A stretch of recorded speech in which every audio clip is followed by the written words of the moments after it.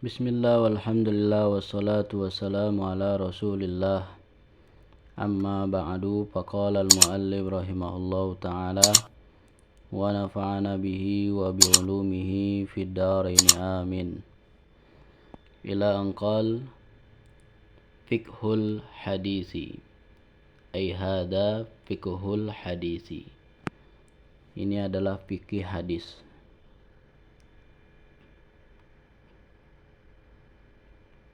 Al-awwalu yutlabu mimman jahila syai'an ay yas'ala anhu ahlal ilmi.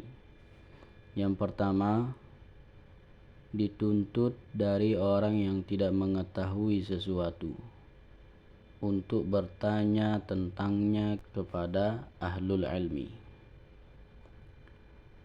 Wasani jawazu rukubil bahri li ghairi ta'atin li'anna as-sa'ila innama rakibahu lis-saidi. Yang kedua, bolehnya berlayar di atas laut bukan untuk berbuat taat, karena sesungguhnya orang yang bertanya kepada Rasulullah, beliau berlayar untuk berburu.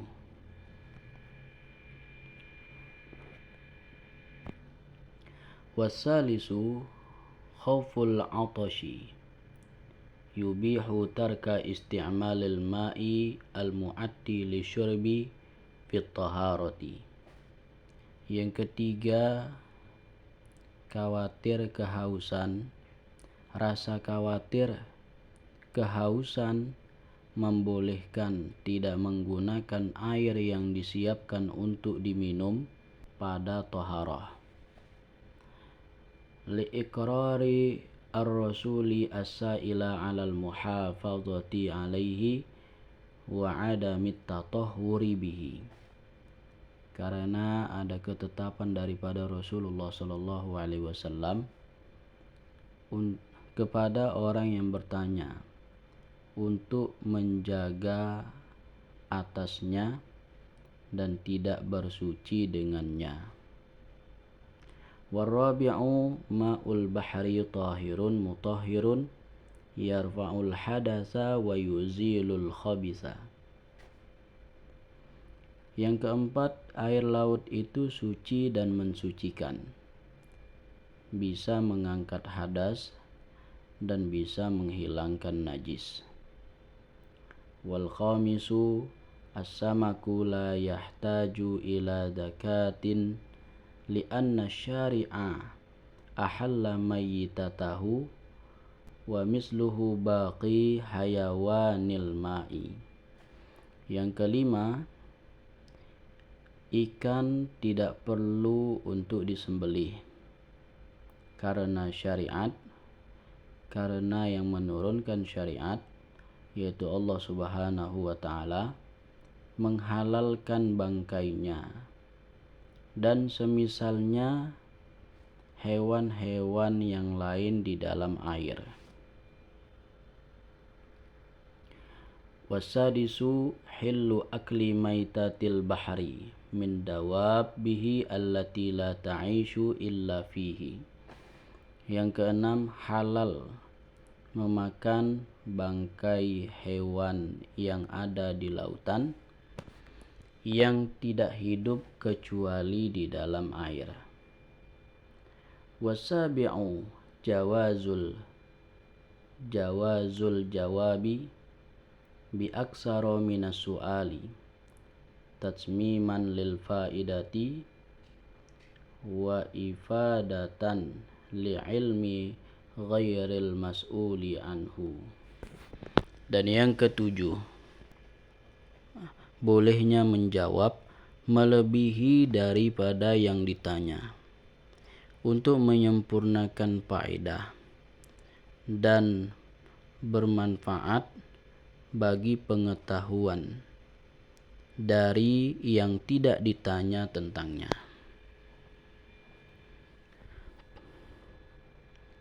Para pendengar yang dimuliakan oleh Allah Subhanahu wa ta'ala, As-Sayyid Alawi Abbas Al-Maliki menjelaskan di dalam kitab Ibanatul Ahkam berkenaan dengan hukum fikih yang berkaitan dengan hadis yang pertama di dalam bab air daripada kitab Bulughul Maram. Hukum fikih yang berkaitan dengan hadis tersebut, yang pertama yaitu yutlabu mimman jahila syai'an ayyas'ala anhu ahlal ilmi. Dituntut bagi orang yang tidak mengetahui sesuatu untuk bertanya tentangnya kepada ahlul ilmi. Orang yang tidak mengetahui suatu hukum, maka dia wajib bertanya kepada seorang ulama, bertanya kepada seorang ustadz, bertanya kepada seorang kiai, bertanya kepada seorang yang mengetahui permasalahan hukum yang tidak dia ketahui. Kemudian yang kedua, jawazu rukubil bahri li ghairi ta'atin li anna sa'ila innama rakibahu lisaidi. Bolehnya berlayar bukan untuk ketaatan. Boleh kita mengadakan satu perjalanan yang tujuannya bukan untuk melakukan ibadah. Semisal kita mengadakan perjalanan untuk bertamasya, untuk rekreasi bareng keluarga, maka itu hukumnya boleh. Karena di sini orang yang bertanya kepada Rasulullah SAW, beliau berlayar mengadakan perjalanan, tujuannya bukan untuk beribadah, tetapi tujuannya untuk berburu. Kemudian yang ketiga, khawful atashi yubihu tarka isti'malil ma'i al-mu'addi li syurbi fit taharah. Khawatirnya akan kehausan membolehkan tidak menggunakan air yang disediakan untuk diminum pada taharah. Ketika seseorang memiliki persediaan air untuk diminum, kalau seandainya air ini digunakan untuk bersuci, maka dia akan kehausan. Nah, maka rasa khawatir akan kehausan membolehkan dia untuk tidak menggunakan air itu untuk bersuci.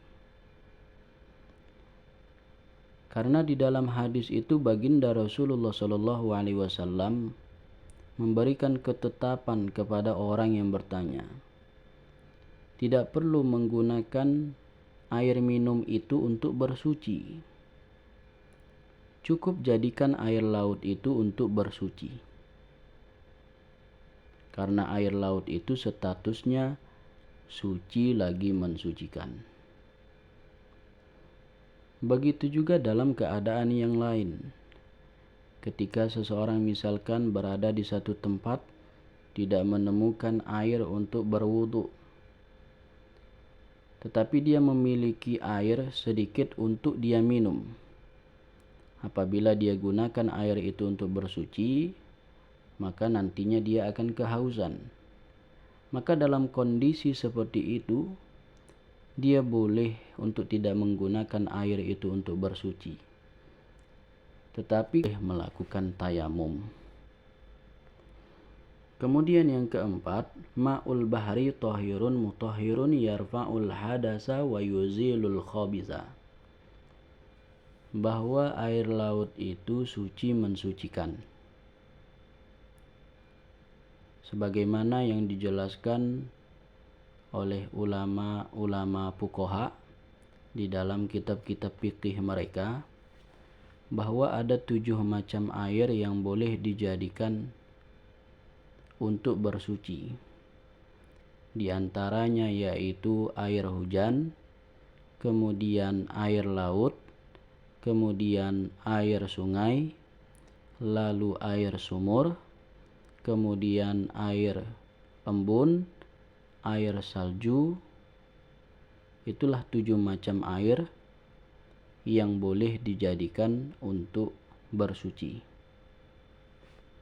Kemudian yang kelima, as-samaku la yahtaju ila zakatin li'anna syari'a ahalla maitatahu wa misluhu baqi hayawanil ma'i. Ikan itu tidak perlu disembelih karena Allah Subhanahu wa taala telah menghalalkan bangkainya. Begitu juga dengan hewan-hewan air yang lainnya. Tidak perlu untuk disembelih karena bangkainya halal untuk dimakan. Kemudian yang keenam, hillu akli maitatil bahari min dawabbihi allati la ta'ishu illa fihi. Boleh kita memakan bangkai hewan yang ada di laut yang dia tidak hidup selain hidupnya di air saja. Hidupnya hanya di satu alam saja, yaitu hidup di dalam air. Kalau seandainya dia termasuk hewan yang hidup di dua alam, hidup di air juga hidup di darat, maka itu tidak halal untuk dimakan. Kemudian yang terakhir, jawazu al-jawabi bi aksara minas su'ali tatsmiman lil faidati wa ifadatan li ilmi ghairil mas'uli anhu. Boleh bagi orang yang ditanya menjawab dengan jawaban melebihi dari apa yang ditanyakan. Tujuannya untuk menyempurnakan faedahnya dan bermanfaat, menambah informasi dari sesuatu yang tidak ditanyakan oleh orang yang bertanya. Wallahu a'lam bishawab.